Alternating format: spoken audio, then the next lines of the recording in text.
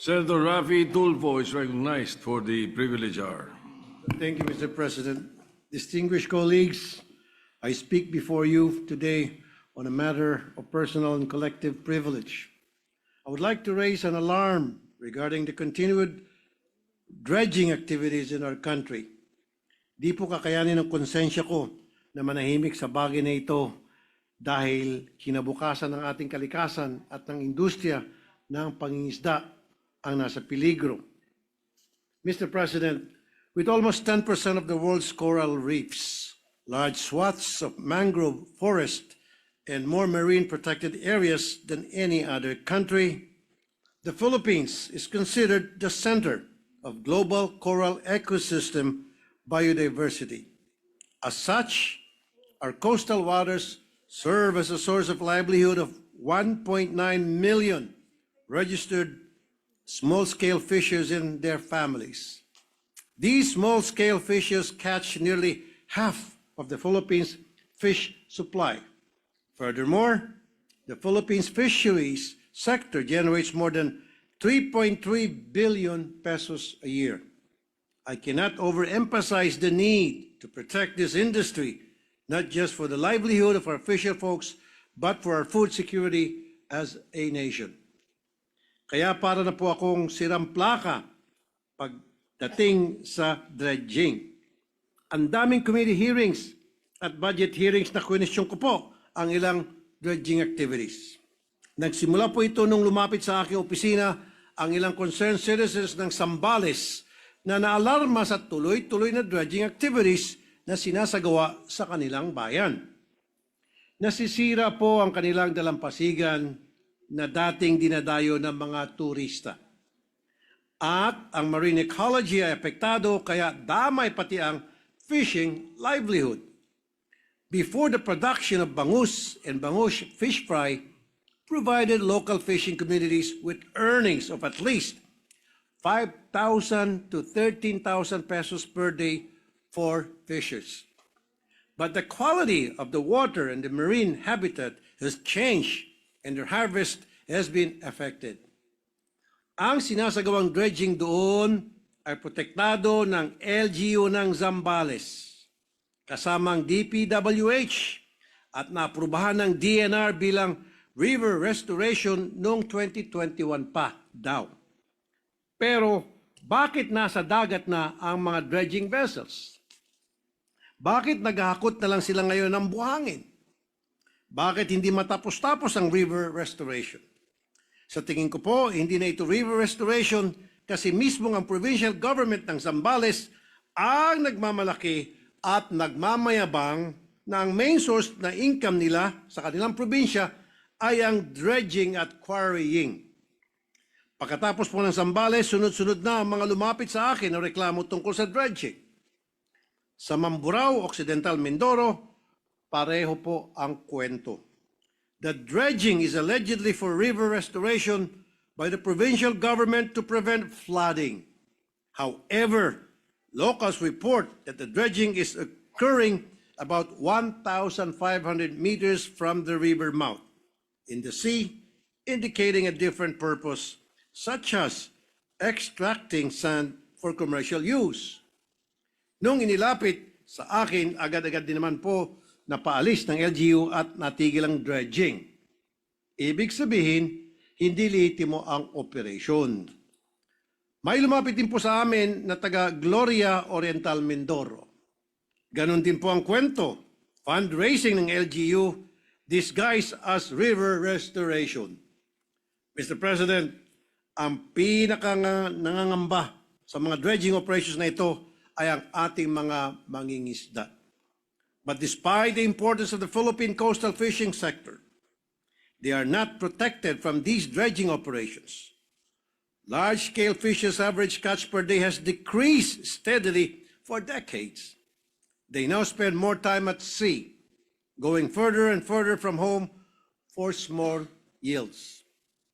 Mr. President, I fully understand that there are several circumstances when dredging is needed, including the maintenance of waterways for ships, as well as the cleaning of pollutants in bodies of water surrounding cities.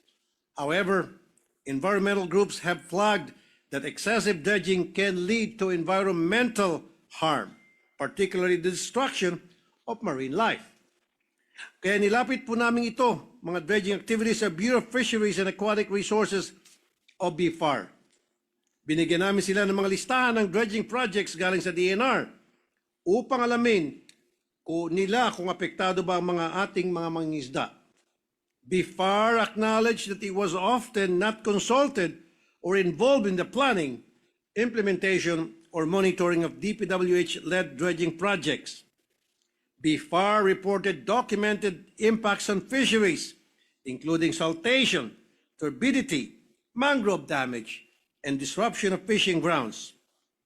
After requiring its regional offices to conduct an investigation, BFAR flagged 12 questionable dredging activities in rivers and coastal areas from Pangasinan, Ilocos Norte, Cagayan, Nabota, Zambales, Oriental Mindoro, Occidental Mindoro, Sultan Kudarat, and South Cotabato. In its report, stated the following findings. Number one, lack of environmental compliance. Multiple dredging projects were undertaken without ECCs or without ECCs being shared with BFAR. Impact on fisheries were not integrated into environmental assessments. Number two, absence of BFAR clearance. The projects often proceeded without BFAR's letter of number objections or LONO. That's why BFAR was not able to conduct fisheries impact assessment, impose safeguards, or monitor compliance with regulations. Number three, weak interagency coordination. DPWH, LGUs, and private contractors implemented projects without formal coordinations with BFAR. Thus, BFAR involvement was often reactive, triggered only by complaints or Senate inquiry. And number four, fisher folks marginalization. Fisher folks are suffering from reduced fish catch, income loss, and increased water turbidity and noise. BFAR said that these impacts were not systematically documented prior to project approval. The problem with our DNR is namimigay lang sila ng ECC. If walang nakatingin, basta-basta na lang nag-i-issue ng ECC, depende sa sinasabing sa magkanong pilak na pwedeng ibigay. Walang genuine concern for our environment. An example is a year ago, the DNR canceled the ECC of a 51-hectare reclamation project in Coron, Palawan. The cancellation was too late because hectares of coral reef and seagrass beds had already been destroyed. A biophysical assessment showed that 27% of corals died, while the remaining corals were slowly dying due to sedimentation. The irreversible damage has been done, and it would take many years and huge amounts of money to rehabilitate the damaged ecosystems, with no assurance that it would be restored to its original pristine state. The same is happening with the marine ecosystem. It will take decades to recover from the damage. In the meantime, the people suffer. We must put a stop to this, Mr. President. Let me highlight the recommendations of BFAR. Number one, there must be a mandatory BFAR clearance before dredging. Number two, interagency coordination with DPWH and DNR. Number three, fisheries impact assessments as part of environmental studies. And number four, joint monitoring enforcement. My office will look into filing a bill that would establish policies to limit sand extraction directly from beaches and their nearshore zones, prohibit offshore dredging near sediment-starved coasts, use sediment budget studies and shoreline change maps before any extraction is approved, restore reefs and mangroves to help retain sediments and reduce wave energy.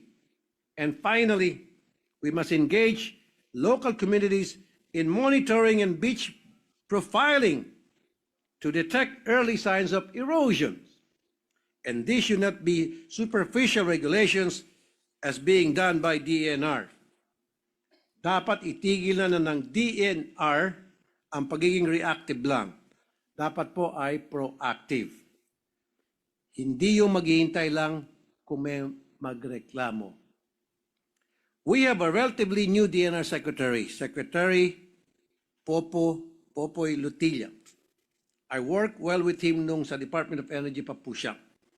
I hope that he is genuinely for the environment, di tulad nung nakaraang secretary. That he is protecting our future for the next generation. Because when it comes to our environment, what's done is done. The only remedy we have is prevention. I hope for the support of my colleagues. Thank you, Mr. President.